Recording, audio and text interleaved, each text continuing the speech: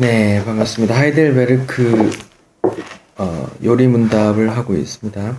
지금 저희 요리문답은 전체 구성이 세 부분으로 나누어져 있다 그랬죠. 첫 번째는 인간의 죄와 비참함에 대해서, 두 번째는 인간의 구원에 대해서, 세 번째는 그 구원받은 자로서의 감사하는 생활에 대해서 이렇게 세 파트로 나눠져 있는데, 지금은 우리 두 번째 구원에 대해서 보고 있어요. 그리고 지금 저희가 지난주에 이제 얘기했던 거는 뭘 얘기했나요? 이제 중보자가 필요하다. 하나님의 진노를 우리가 받아낼 수 없다. 또 의인도 없다. 그럼 어떻게 해야 되냐? 중보자가 필요하다. 중보자는 그럼 어떤 조건이 있어야 돼? 참 사람이어야 되고, 죄가 없이 의로워야 되고, 또 하나님의 신성이 있어야 돼. 그걸 받아내려면. 그런 요건을 갖춘 사람이 누군데? 예수야. 이렇게 이제 얘기했죠. 거기까지가 저희 지난주에 배웠던 거고. 네. 지난주에 그거 궁금했었는데, 예. 그 중보자는 예수라고 하는데, 우리가 흔히 중보 기도라는 말을 쓰잖아요. 그럼 중보 기도라는 말도 사실 쓰면 안 되는. 네, 신학적으로는 중보자는 한 사람, 예수 그리스도만 우리의 중보자입니다. 모세가 하나님과 이스라엘 사이에서 중보자로 생명 중에 내 이름을 빼서라도 용서해 주십시오라고 그런 그림자를 보여준 것도 이제 예수의 모형으로 그런 그림자를 보여줬고, 아브라함이라는 사람이 소돔이 멸망할 때 하나님 거기서 50명 의인이 있으면 45명, 30명 뭐 이렇게 있으면 이렇게 중보자로 지금 막 딜하는 것처럼 보여준 것도 이제 예수의 중보자로서의 택한 백성을 구원하기 위한 그런 중보자로서의 모형을 그려놓은 거지, 다 예수를 표상하는 이야기일 뿐이고, 그러니까 사실은 중보기도도 맞지 않아요. 그런 중보기도의 이제 연장선이 뭐냐면, 또 가톨릭의 뭐예요? 고해성사라는 거하고, 이제 신부님께 죄를 고백하면 신부님이 대신 기도해주고, 이제 하나님께 기도해서 이제 사함 줄게 이렇게 이제 얘기하는 거죠. 내가 바로 기도하는 게 아니고 신부라는 중간자를 매개로 하는 거죠. 사실 이런 게 신부에서는 이렇게 정형화되어 있지만 한국 교회에도 있죠. 뭐 어떻게 있어요? 목사님 기도받고 뭐 이렇게 머리 안수하고 막 기도받고, 철야 기도에 뭐 해 바뀔 때, 신년 기도회 할 때 뭐 이렇게 막 소원 걱정 갖고 와서 막 기도받고 이런 것도 사실은 그런 그 연장선상 내가 안 되니까, 나는 하나님께 기도할 만큼 하나님하고 친하지도 않고 그러니까 그래도 목사님은 하나님하고 좀 더 친할 거 아닙니까? 그래서 대신 기도해주고 이렇게 이런 거죠. 또 뭐 마리아를 통해서 기도하고, 마리아 나 예수님의 어머니니까 더 힘이 있을 거 아닙니까? 하면서 이제 마리아에게 기도하고, 마리아는 또 예수님에게 중보해주고, 이런 그림 다 이단적인 형상이고, 우리가 소위 말하는 중보기도도 이제 성경적으로는 맞지 않아요. 그래서 몇몇 교단들은 그게 중보자라는 말은 그렇게 중보기도라는 말도 쓰면 안 된다라고 이제 합동총회에서 그런 거를 이제 얘기를 했었어요. 그리고 쓰지 말자 한번 얘기 내려왔었고. 근데 이제 뭐 남을 위해 기도한다라는 말로 흔히 쓰이죠. 그러니까 내 기도하는 게 아니고 옆에 성도를 위해서 기도하는 걸 그냥 중보기도로 이렇게 편히 이렇게 쓰죠. 근데 이제 용어는 잘못됐다 할지라도 이제 다른 사람 성도들을 위해서 기도하라, 성도들을 돌아보라, 이런 이제 표현은 많으니까 이게 그거 자체가 틀린 건 아닌데, 그런 용어들은 신학적으로 옳지 않다 이렇게 봐야죠. 그냥 성도를 위해서, 그러니까 내 몸같이 내 몸의 일부로서 기도하는 거죠. 중보기도란 내가 중보자의 지위가 생기는 거 보잖아요. 하나님하고 내가 중간자로서 이런 게 아니고 나는 예수를 소개할 뿐이죠. 예. 이런 거니까 그런 신학적인 굴레가 있습니다. 답이 됐나요? 네.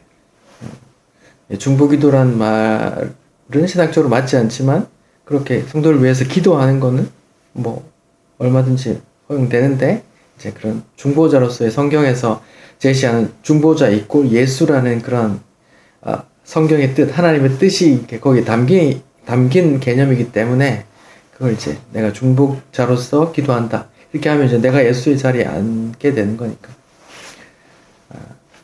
좀 그런 문제가 있습니다. 네.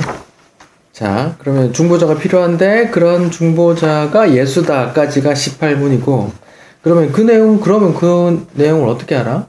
참 인간이어야 되고 또 죄 없는 의로워야 되고 또 그것을 견뎌내서 우리한테 전해주려면 신성을 갖고 있어야 되는데 그게 예수라고?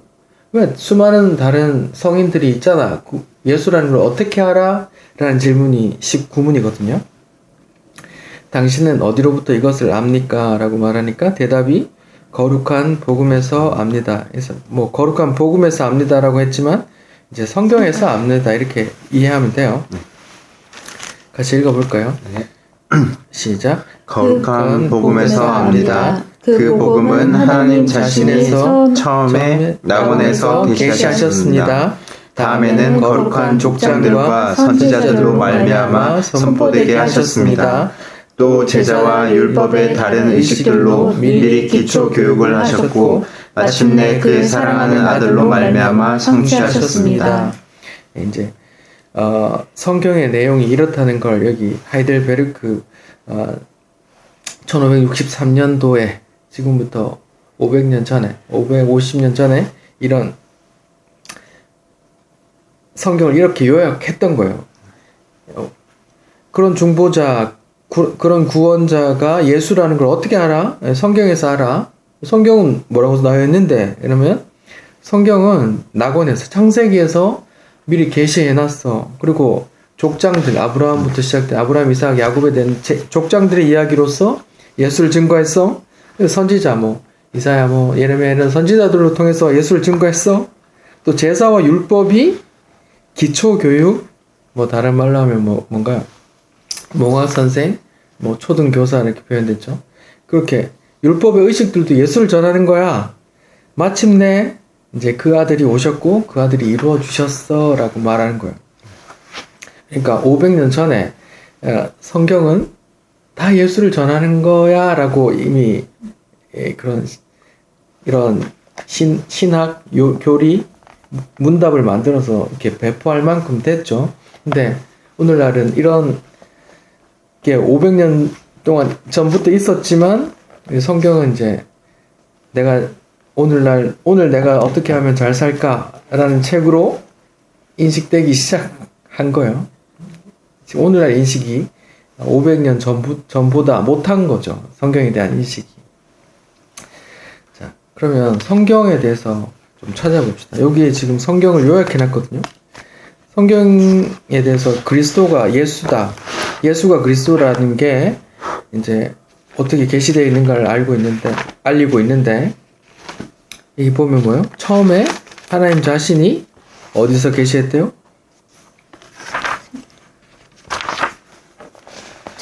낙원. 낙원이 어디예요? 에덴 동산. 창세기의 에덴 동산을 말하는 거예요. 에덴 동산에서 복음에 대해서 그리스도에 대해서 기술한 게 있어요? 원시복음. 예, 아까 말씀하신 창세기 3장 15절에 여자의 후손이 뱀의 머리를 상하게 할 것이고 너는 그의 발꿈치를 상하게 할 것이다. 이렇게 그 원시 복음이 이미 하나님께서 직접 계시하셨다는 것이에요. 원시 복음, 어머니 복음이라고 해요. 그 다음에는 족장들에 의해서 전시되었대요. 족장이라고 하면 성경에 아브라함, 이삭, 야곱, 또 야곱이 12 아들을 낳고 그걸 또 이스라엘이라고 나라로 이제 발전해 버렸잖아요. 아브라함, 이삭, 야곱에 대해서 그런 복음이 얘기된 게 있어요? 복음 그때 당시에 예수에 대해서 증거된 게 있어요? 아브라함 있죠. 뭔가요? 많죠. 여기저기. 여기저기 준비된 양. 하나님께서 아브라함을 부르실 때 어떤 복을 주시죠? 어떤 복일까요? 수많은 별들 같이 네. 자손이 많을 거다라고 네. 하고 맞아요. 하나님께서 이스라엘을 부르실 때 창세기 12장에 이렇게 말했어요. 뭐 너의 고향과 친척 아비 집을 떠나 내게 줄 땅으로 가라고 하시면서 내가 너로 큰 민족을 이루고 내게 복을 주어 내 이름을 창대케 하리니 넌 복이 될 것이다. 너를 축복하는 자에게 내가 복을 내리고 저주하는 자에게 내가 저주하고 땅의 모든 족속이 너로 말미암아 복을 얻을 것이다. 이렇게 얘기해요. 너로 말미암아 복을 얻을 것이다. 이게 아브라함이 구원자인가요? 아니죠. 네. 근데 그렇게 표현한단 말이에요. 아브라함에게서 나오는 어떤 시에 대한 구원의 이야기가 있단 말이에요. 그러면 그 22장에 그 이삭을 바치는 사건이 있었거든요. 바치는 사건 진짜 이삭을 죽이려고 했는데 그만 하면서 이제 어린 양을 이제 제사 지내면서 하나님께서 하신 말씀이 있어요. 창세기 22장 17절 18절 같이 읽어볼까요? 시작. 내가 내게 큰 복을 주고 내 씨가 크게 번성하여 하늘의 별과 같고 바닷가의 모래와 같게 하리니 내 씨가 그 대적의 성문을 차지하리라. 또 내 씨로 말미암아 천하 만민이 복을 받으리니 이는 내가 나의 말을 준행하였음이니라 하셨다 하니라. 이 보면 이제 아까는 너로 말미암아 모든 민족이 복을 받겠다 하고 지금은 내 씨에 대해서 얘기하는 거예요. 내 씨가 이제 하늘의 별과 같이 바닷가의 모래같이 많게 하고 내 씨가 대적의 성문을 차지하리라. 이렇게 구원할 거다. 대적의 성문이라면 이제 우리가 막 사극 같은 데 보면 전쟁을 막 할 때 전쟁을 이기면 이제 그 대문을 이렇게 부수는 순간 이제 밀고 들어가서 성을 점령하는 그런 거기 때문에 이렇게 표현하는 거예요. 대적의 성문을 차지했다 하면 이제 그 성을 점령했다 이런 말이에요. 마귀의 종이 되어 있던 자들을 이제 자기 백성을 빼내서 구원한다 이런 말이에요. 그래서 아까는 너로 말미암아 복을 준다고 했는데 18절을 보니까 내 씨로 내 씨 후손 제라 후손으로 말미암아 천하 만민의 복을 받는다 이렇게 말하죠. 창세기 3장 15절에는 여자의 후손이라고 나와 있고 창세기 아브라함 족장에 의하면 내 씨 그러니까 아무튼 여인의 후손 아브라함의 후손 중에 누가 와서 뭔가 일을 한다는 그런 걸 지금 계속 얘기를 하고 있는 거예요. 아브라함 그다음 그 아들이 누구죠? 이삭이에요. 이삭에게도 똑같은 말을 주셨는데 26장에 보면은 26장 2절에 보면은 이제 기근이 들어서 자꾸 다른 곳으로 가려고 하니까 하나님이 이삭에게 이렇게 말해요. 창세기 26장 2절 애굽으로 가지 말고 내가 지시한 땅에 거주해라. 이 땅에 거주하면 내가 너와 함께 있어 내게 복을 주고 내 모든 땅을 너와 내 자손에게 주리라. 내 아버지 아브라함에게 맹세한 것을 이루어 내 자손을 하늘의 별과 같이 번성하게 하고 내 모든 땅을 내 자손에게 주리니 내 자손으로 말미암아 천하 만민이 복을 얻으리라. 이렇게 계속 같은 메시지를 전하고 있어요. 아브라함에게 했던 말을 똑같이 이삭에게도 하는 거예요. 그럼 이삭 아들은 누구예요? 아브라함, 이삭, 그 다음 야곱이에요.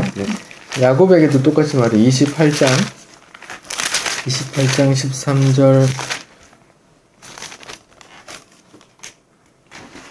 14절 제가 읽어볼게요. 창세기 28장 13절 14절 또 본즉 여호와께서 그 위에 서서 이르시되 나는 여호와니 너의 조부 아버지는 야곱의 아버지는 이삭이고 이삭의 아버지는 아브라함이니까 너의 할아버지 아브라함의 하나님이요 너의 아버지 이삭의 하나님이라. 내가 누워있는 땅을 내가 너와 내 자손에게 주리니 내 자손이 땅의 티끌같이 아까는 뭐랬어요? 하늘의 별 해변의 모래같이 했는데 지금 땅의 티끌같이 되어 내가 서쪽 동쪽 북쪽 남쪽으로 퍼져갈 것이며 땅의 모든 족속이 너와 내 자손으로 말미암아 복을 받으리라. 이렇게 아무튼 너의 후손으로 말미암아 복을 받으리라, 복을 받으리라, 복을 받으리라 이렇게 계속 어떤 메시지, 구원의 메시지를 하고 있어요. 이게 다 그런 메시지를 예수에 대한 복음을 담겨 있는 거예요. 자, 이렇게 족장에게 이야기를 했어요. 그 다음에 또 선지자에게 얘기했다고 해요. 선지자, 최초의 선지자를 성경은 모세로 봅니다. 모세에게 어떤 말씀을 주셨죠? 신명기 18장, 사세기, 출애굽기, 레위기, 민수기, 신명기 18장 15절에 보면 이런 말씀을 하세요. 같이 한번 읽어볼까요? 시작. 내 하나님 여호와께서 너희 가운데 내 형제 중에서 너를 위하여 나와 같은 선지자 하나를 일으키시리니 너희는 그의 말을 들을지니라. 여기 보세요. 지금 모세가 하나님께서 말씀하신 거를 또 모세가 이제 자기 백성들한테 이런 말씀을 하셨으라고 이제 얘기해 주는 건데, 내 하나님 여호와께서 너희 가운데 너희 형제들 중에 너희를 위하여 누구와 같은, 나와 같은, 지금 자기도 선지자라고 말하는 거예요. 선지자는 뭐 하는 거예요? 어떤 앞길을 예언하고 이제 누군가를 예언하는 사람이거든요. 누군가 올 거야라고 예언하는 사람이거든요. 예. 자기도 선지자래요. 모세가 선지자래요. 근데 나와 같은 선지자 하나를 일으킬 건데 너희는 그의 말을 들어. 뒤에 보면 그 말을 들으면 복을 받고 듣지 않으면 죽임 당한다고요.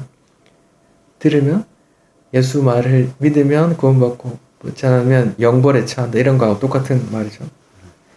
지금 모세도 이런 말을 한 거예요. 이제 이게 말하자면 이게 직접적으로는 누구를 말하는 걸까요? 모세 다음에 이어질 지도자가 누구죠? 예수님. 모세 다음에 지도자가 누구예요? 모세의 종? 모세의 종? 여호수. 맞아요. 여호수아 맞아요. 모세의 종 여호수아.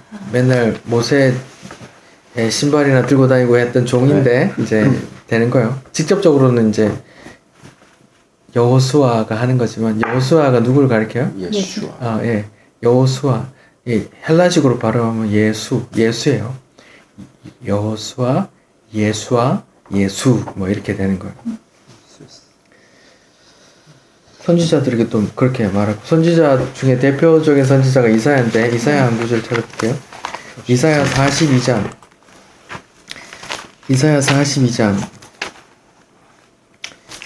이사야 선지자가 가장 그 예수에 대해서 가장 많이 증거한 구절들이 있는 책이에요. 이사야 42장 1절 한번 읽어볼까요? 시작. 내가 붙드는 나의 종 내 마음에 기뻐하는 자 곧 내가 택한 사람을 보라. 내가 나의 영을 그에게 주었은즉 그가 이방에 정의를 베풀리라. 내가 택한 어떤 사람에게 내가 나의 영을 주고 그가 공의를 베풀리라 이렇게 말하죠. 그는 목소리를 높이지 않고 소리를 거리에 들리게 하지 이렇게 요란스럽게 하지 않고 3절 뭐라 그래? 상한 갈대를 꺾지 아니하며 꺼져가는 등불을 끄지 아니하고 진실로 정의를 시행하시며 세상에 정의를 세운다 이렇게 말하죠. 상한 갈대, 꺼져가는 등불이 다 우리예요. 하나님의 본성으로 등불이 되고 그렇지만 다 꺼져가는 등불인데 우리를 아예 이제 끌어오시는 게 아니라 그걸 이제 구원하러 오신다 이 말이에요. 그런 분에 대해서 이제 이야기를 하시는 거예요. 또 53장에 보면은 우리가 잘 아는 고난받는 종에 대해서 얘기하죠. 예수에 대해서 직접적으로 이야기를 해요. 이사야 53장에 보면 우리가 전한 것을 누가 믿었느냐, 여호와의 팔이 누구에게 나타났냐, 그는 주 앞에서 연한 순 같고 마른 땅에 나온 뿌리 같아서 고운 모양도 없고 풍채도 없은즉 우리가 보기에 흠모할 만한 아름다운 것이 없도다. 그는 멸시를 받아 사람들에게 버림받으며 간고를 많이 겪었으며 질고를 아는 자라. 마치 사람들이 그에게서 얼굴을 가리는 것 같이 멸시를 당하였고 우리도 그를 귀히 여기지 아니하였도다. 그는 실로 우리의 질고를 지고 그의 우리의 슬픔을 당하였거늘 우리는 생각하기를 그는 징벌을 받아 하나님께 맞으며 고난을 당한다 하였노라. 그가 찔림은 우리의 허물이요 그가 상함은 우리 죄악 때문이라. 이렇게 계속 이사야 선지자에게 하나님의 영이 임해서 그 미리 몇백 년 뒤에 있을 일을 이렇게 미리 이렇게 예언하면서 이렇게 보는 거예요. 신기하죠? 생각해 보세요. 이사야라는 사람이 있는데 하나님의 영이 임했어. 근데 갑자기 뭔가 보여. 근데 어떤 못생긴 사람이 거의 막 매맞고 있는데 갑자기 달리고 이런 거예요. 그런 걸 보고 쓰라고 하시는 그 쓰는 거예요. 자기가 본 거를. 그게 이거예요. 재밌죠? 모세도 시내산에서 뭘 봤어요? 그 뭐 성막 성소를 하늘에 그걸 보고 이제 글 쓰고 실제로 만들거든요. 하늘에 그 막 제사 지내고 뭐 이렇게 이런 게 보이는 거예요. 천막도 이런 게 이런 거 이렇게 하는 것보다 이렇게 쓴 게 그게 성막이고 제사고 뭐 제사장이고 뭐 율법이고 그렇단 말이에요.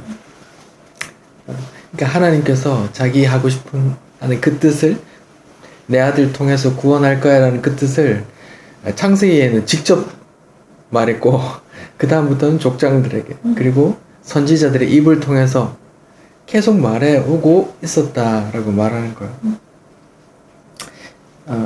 예레미야서는 제가 혼자 읽어볼게요. 예레미야서 23장 5절 여호와의 말씀이니라 보라 때가 이르니 내가 다윗에게 한 의로운 가지를 일으킬 것이라 그가 왕이 되어 지혜롭게 다스리며 세상에서 정의와 공의를 행할 것이며 그의 날에 유다는 구원을 받겠고 이스라엘은 평안히 살 것이며 그의 이름은 여호와 우리의 공의라 일컬음을 받으리라.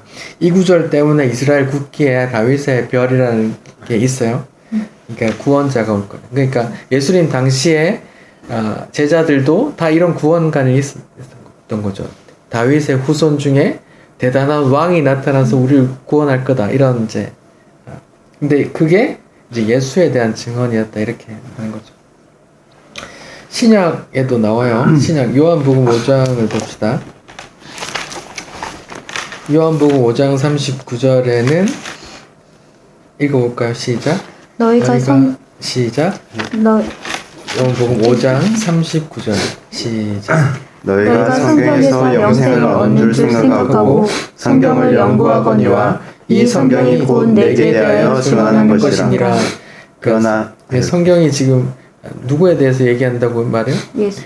자기를 위해서. 지금 예수님 자기 입으로 성경 전부 다 내 이야기야. 날 전하고 있어. 창세기에서 선악과 사건 이후에 하나님께서 말한 그 원시 복음도 다 얘기하는 거고 아브라함의 씨로 인해서 만민이 복을 받을 거라는 것도 내 얘기고 이사야들이 말한 것도 나 이야기야. 이렇게 지금 예수님 자기 입으로 말하고 있는 거예요. 그러면 이제 5장 46절에 보면 뭐라고 그래요? 모세를 믿었더라면 또 나를 믿었으리니 이는 그가 내게 대하여 기록하였습니다. 모세도 누구에 대해서 기록했대요? 예수님. 모세도 자기를 증거했대요. 재밌죠? 모세가 행했던 그 모든 일이 다 자기 증거래요. 모세가 이스라엘을 애굽으로부터 건져내는 일도 다 이제 자기를 증거하는 거고 또 이제 구체적으로 이제 너희 중에 나와 같은 선지자를 일으킬 거야. 너희는 그의 말을 들어. 이런 말도 이제 자기를 증거하고 있다고 지금 예수님 입으로 모세 한 1300년 정도 차이가 나는데 1300년 전에 모세라는 조상이 나를 증거했어 임마 하니까 그 듣는 사람들이 다 미친놈이라고 하는 거예요. 예. 그러니까 요한이라는 사도가 그렇게 지금 썼고 로마서를 쓴 바울도 한번 봅시다. 바울 로마서 1장 1절 1장 1절 2절 읽어볼까요? 로마서 1장 1절 2절 같이 읽어봅시다. 시작. 이 복음은 예수 그리스도의 종 바울은 사도로 부르심을 받아 하나님의 복음을 위하여 택정함을 입었으니 이 복음은 하나님이 선지자들을 통하여 그의 아들에 관하여 성경에 미리 약속하신 것이라. 바울 사도도 이제 다메섹에서 예수님 만나고 보니까 구약의 모든 선지자들이 말이 다 예수를 증거하는 거였네 라고 지금 알고 쓰는 거예요. 이런 편지를. 그리고 여기 보니까 선지자들에게도 선포했고 또 제사와 율법 다른 의식들도 다 예수를 증거하는 거라고 나와요. 이 신약 선지자 중에 이렇게 보시죠. 골로새서 2장 16절을 봅시다. 골로새서 신약 골로새서 2장 16절 16절 17절 읽어봅시다. 시작. 골로새서 2장 16절 17절 시작. 그러므로 먹고 마시는 것과 절기나 주화로나 안식일을 이유로 누구든지 너희를 비판하지 못하게 하라. 이것들은 장래일의 그림자이나 몸은 그리스도의 것이라. 여기 보면 먹고 마시고 절기나 초하루나 안식일이나 이게 다 절기를 율법을 말하는 거거든요. 율법의 규정들이 뭐래요? 이것들은 뭐의 그림자라고 하죠. 장래일의 그림자고 장래의 그 실체는 뭐예요? 예수 그리스도란 말이에요. 그러니까 이제 그림자와 실체로 말해요. 예를 들어서 우리가 그림자를 생각하면 이제 해가 좋은 날 운동장에 나가면 그림자가 있잖아요. 그림자가 있다는 말은 어떤 실체가 빛을 가려서 생긴 그림자잖아요. 그러니까 실체가 있으니까 그림자가 있다는 말이잖아요. 이제 구약에 미리 그림자로서 예고편으로 그림자를 먼저 주셔서 그게 뭔데? 율법이야. 어떤 절기야. 이건 먹어라. 이건 먹지 마라. 이건 부정해. 이거는 정한 거야. 이거 제사는 이렇게 지내. 이거는 흠이 없는 양으로 제사를 지내. 제사장도 제사 지내기 전에 자기를 위해서 제사를 지내. 피를 어떻게 뿌려? 어디에 뿌려? 이런 모든 것들이 심지어 헌금과 안식일 규정들까지도 다 모든 규정들이 뭘 말하는 거래요? 예수 그리스도를 전하는 거래요. 다른 데서는 율법이 그리스도께 인도하는 몽학 선생이다, 초등 교사다 이렇게 말하는 거예요. 이렇게 율법도 다 예수를 전하는 거다 이렇게 말하는 거. 마지막으로 히브리서를 봅시다. 히브리서 1장 1절 2절 읽어봅시다. 시작. 옛적의 선지자들을 통하여 여러 부분과 여러 모양으로 우리 조상들에게 말씀하신 하나님이 이 모든 날 마지막에는 아들을 통하여 우리에게 말씀하셨으니. 여기까지 보죠. 옛적의 선지자들 통해서 여러 부분과 여러 모양으로 우리에게 말씀하신 하나님이, 그 선지자는 누구부터 시작한다 했어요? 모세부터 시작한다 했어요. 모세도 선지자예요.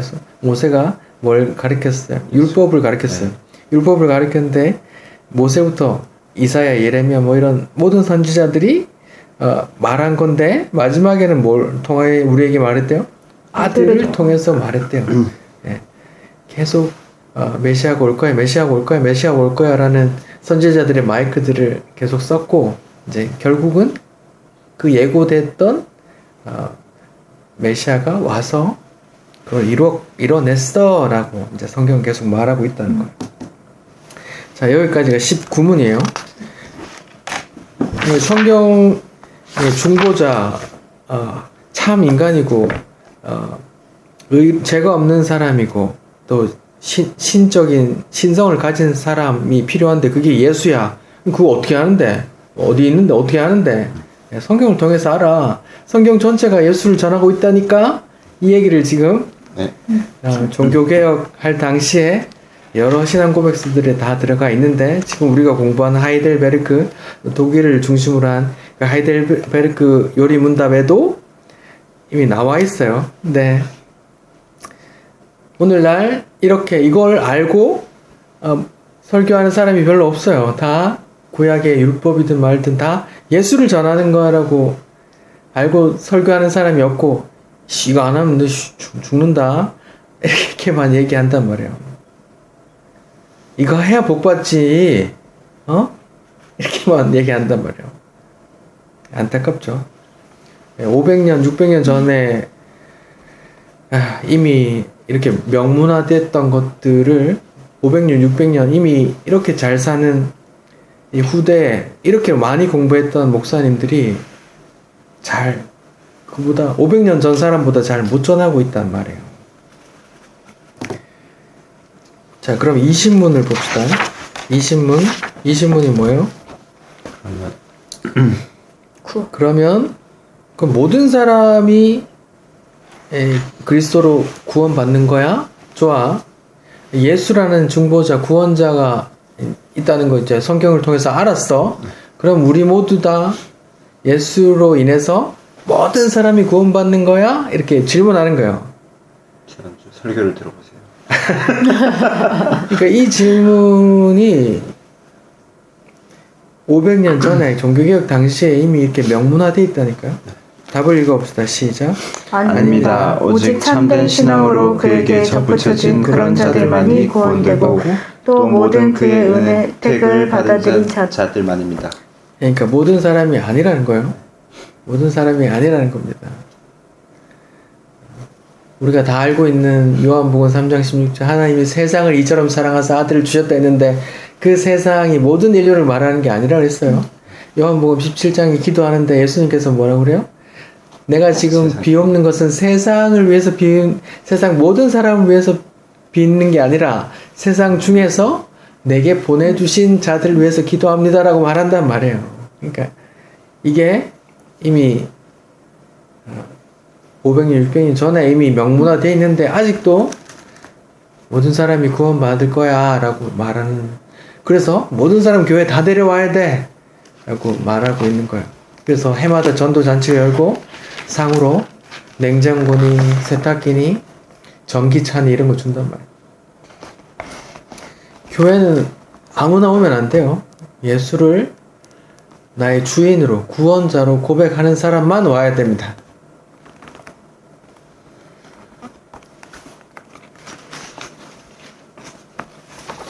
그 다음 21문 볼까요?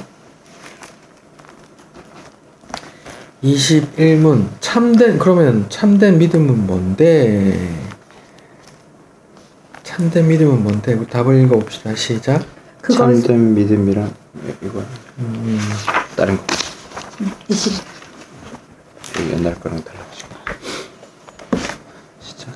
그것은 하나님이 그의 말씀에서 우리에게 계시하신 모든 것을 내가 참이라고 여기는 지식일 뿐 아니라 성령이 복음으로 내 안에서 역사하시는 심장의 신뢰인데 다른 사람들에게뿐 아니라 나에게도 죄의 용서와 영원한 의와 구원을 하나님이 선사하신 것으로서 순전한 은혜에서 오직 그리스도의 공로 때문에 주신 것입니다.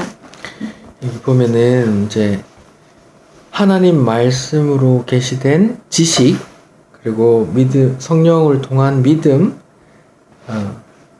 이 두 개를 이야기하면서 그게 다 나에게 주신 은혜이다라는 걸 이제 확신하는 거라고 말하고 있거든요. 그러니까 믿음의 뼈대가 두 개가 있는데 그건 지식과 믿음이에요. 근데 지식은 뭐에 대한 믿음이에요? 보면 하나님의 말씀에 대한 지식이란 말이에요. 말씀을 알아야 된단 말이에요. 우리는 하나님이 보이지 않죠. 보이지 않는 하나님이 우리를 위해서 이제 글로 남겨 놓으셨죠. 그래서 성경을 봐야 됩니다. 하나님께서 자기를 계시하는 계시가 이제 자연 계시와 특별 계시가 있는데 자연 계시는 하나님께서 지으신 모든 창조물, 하늘과 땅, 해와 달, 바다와 하늘, 계절 변화, 바람이 부는 거, 생물들이 죽고 썩어졌다가 그게 다시 거름이 돼서 다시 피어나고 또 꽃이 피었다가 그게 꽃이 지고 열매 맺히고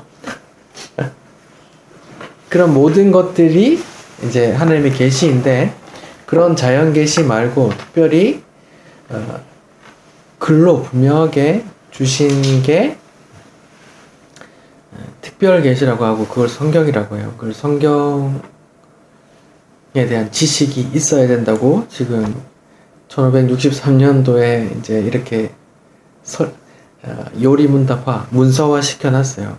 믿음의 근거가 뭐냐? 말씀이다 이거예요. 말씀을 알아야 된단 말이에요. 근데 오늘날 교회에서 말씀 질문하고 말씀 얘기하면 안 된다고 이렇게 말씀 너무 깊이 알면 안 된다고 오해받고 있단 말이죠. 물론 이단의 영향이 있긴 한데 말씀을 알아야 되죠.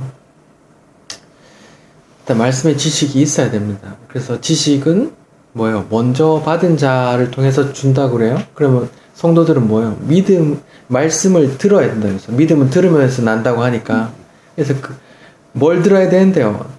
말씀을 들어야 되거든요. 그러니까 지식과 믿음인데 믿음의 근거가 지식과 믿음인데 먼저 복음을 안 자들이 그 말씀을 먼저 안 자들이 이렇게 전하는 걸 들어야 된단 말이에요. 그가 딴소리 하는 걸 들으면 안 되고 말씀을 전하는 것을 들어야 되죠. 그게 이제 뼈대다 이 말이에요. 그리고 성령께서 주시는 내 속의 믿음, 그게 믿어진다는 거죠. 성경은 딱 펼쳤을 때 1장 1절에 뭐예요? 태초에 하나님이 천지를 창조하시니라 이렇게 나와 있단 말이에요. 그거를 믿기가 어렵단 말이에요. 내가 수천 년 전에 태어나서 내가 눈으로 본 것도 아니고 믿기 어려워요. 믿음이 아니면 그 받아들일 수 없다니까요. 예수라는 존재가 동정녀 마리아에게서 났대요. 우리가 생물학적 구조로 남자의 씨가 여자의 자궁 안으로 들어가서 거기서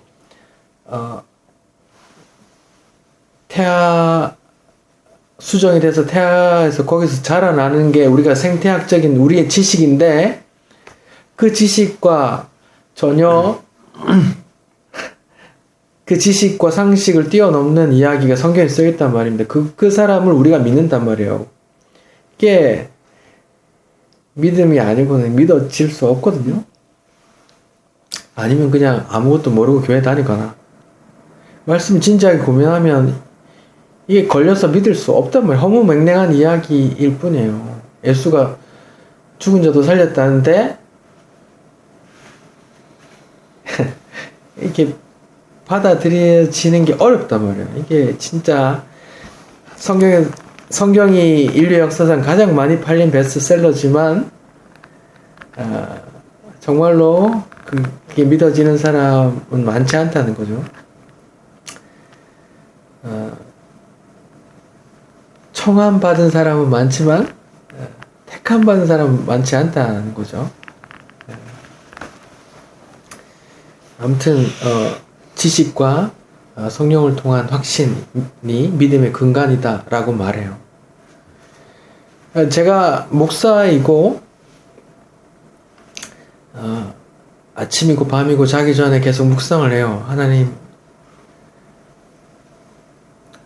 하나님을 느낄 수 있게 해주십시오. 밤새 기도하고 하는데 하나님께서 내게 필링으로, 환상으로, 꿈으로 잘 안 줘. 그냥 말씀 속에서만 배울 수 있어요. 물론 제가 그런 걸 나한테 안 주신다고 해서 다 부정하는 건 아닙니다. 그 성경의 이야기와 반하지 않을 때 저는 수용할 수 있어요. 근데 나는 꿈이나 환상이나 이런 거 아니고 제 믿음의 건덕지는 말씀밖에 없어요. 진짜. 제가 그 건덕지 말씀을 붙잡고 내 온 삶을 던져서 지금 이렇게 살고 있지만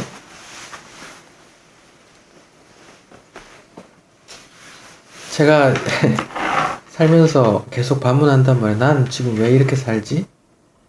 계속 반문을 하는데 어떤 하나님께서 짠하고 나타나서 아 동아라 이렇게 살아라 하고 하는 것도 아니고 난 지금 왜 이렇게 살고 있지?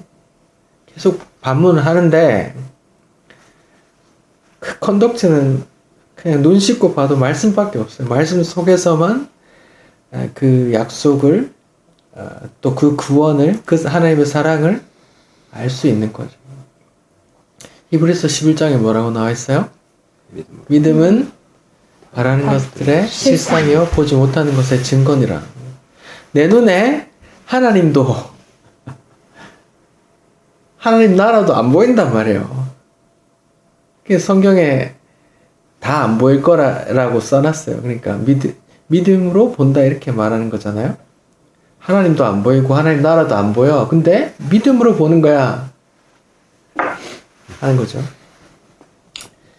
예, 저는 하나님도 안 보이고 하나님 나라도 안 보이는 목사이지만 말씀 때문에 말씀을 붙잡고 또 그 말씀이 믿어지고 그래서 그걸 전하는 목사입니다. 예, 믿음은 바라는 것들의 실상이요 보지 못하는 것의 증거니라. 보이지 않는 하나님과 하나님 나라 또 그의 구원의 이야기가 믿음으로 증거된대요. 여러분 그 믿음 있는지 모르겠습니다. 성경은 그 믿음 있는 자들을 위한 책이에요. 그 믿음이 없으면 성경은 아무 필요 없는 허무맹랑한 이야기입니다. 근데 그 성경에 뭐라고 쓰여 있는데요. 되게 무서운 글이 쓰여 있어요. 예.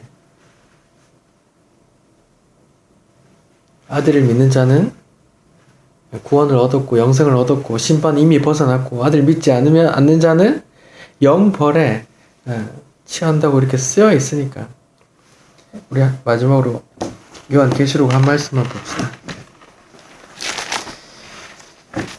요한계시록 21장이요. 요한계시록 21장입니다. 요한계시록 21장 제가 읽어볼게요. 또 내가 새 하늘과 새 땅을 보니 지금 요한이라는 사도가 지금 환상 중에 계시를 받아서 그걸 계속 쓰고 있는데 새 하늘과 새 땅을 미리 보는 거예요. 새 하늘과 새 땅을 보니 처음 하늘과 처음 땅이 없어졌고 바다도 다시 있지 않더라. 내가 보매 거룩한 성 새 예루살렘이 하나님께로부터 하늘에서 내려오니 그 준비한 것이 신부가 남편을 위하여 단장한 것 같더라. 내가 들으니 보좌에서 큰 음성이 나서 이르되 보라 하나님의 장막이 사람들과 함께 있음에 하나님이 그들과 함께 계시리니 그들은 하나님의 백성이 되고 하나님은 친히 그들과 함께 계셔서 모든 눈물을 그 눈에서 닦아주시니 다시는 사망이 없고 애통하는 것이나 곡하는 것이나 아픈 것이 다시 있지 아니하리니 처음 것들은 다 지나감이러라. 보좌에 앉으신 이가 이르시되 보라 내가 만물을 새롭게 하노라 하시고 또 이르시되 이 말은 신실하고 참되니 기록하라 하시고 쭉 얘기하고 또 8절에 뭐라고 나와요? 그러나 두려워하는 자들과 믿지 아니하는 자들과 흉악하는 자들과 살인하는 자들과 음행하는 자들과 점술가들과 우상숭배자들과 거짓말하는 모든 자들은 불과 유황으로 타는 못에 던져지리니 이것이 둘째 사망이니라 라고 성경에 쓰여 있단 말이에요. 이런 것들이 이루어질 줄로 이렇게 믿는단 말이죠. 그래서 두렵기도 하고 이것이 믿어지지 않는 사람은 전혀 두렵지 않죠. 근데 믿어지는 사람만 두려워. 말씀대로 이루어질 겁니다. 라고 기도하는 거죠.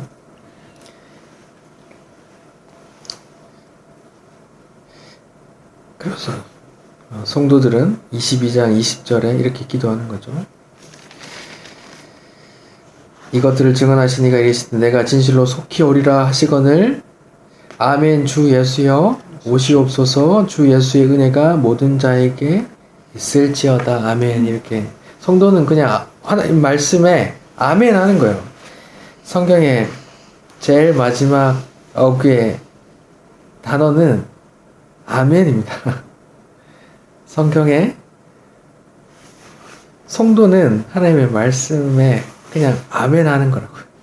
성경의 제일 끝 단어가 아멘이라고 쓰여 있습니다. 여기까지 보겠습니다. 기도할게요. 하나님 감사합니다.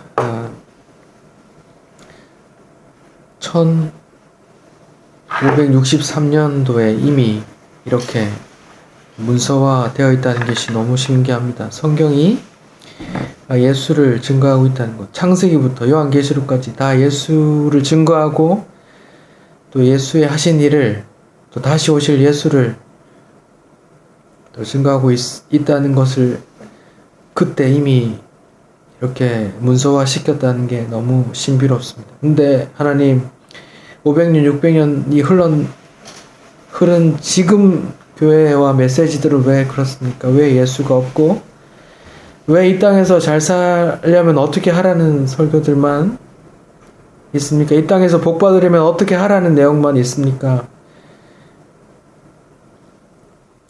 주님, 주께서 택한 자들을 지금도 세우셔서 예수를 증거하고 또 택한 자들에게 그 지식과 그 믿음을 견고하게 하실 줄을 믿습니다. 우리와 함께 해주세요. 예수님 이름으로 기도드립니다.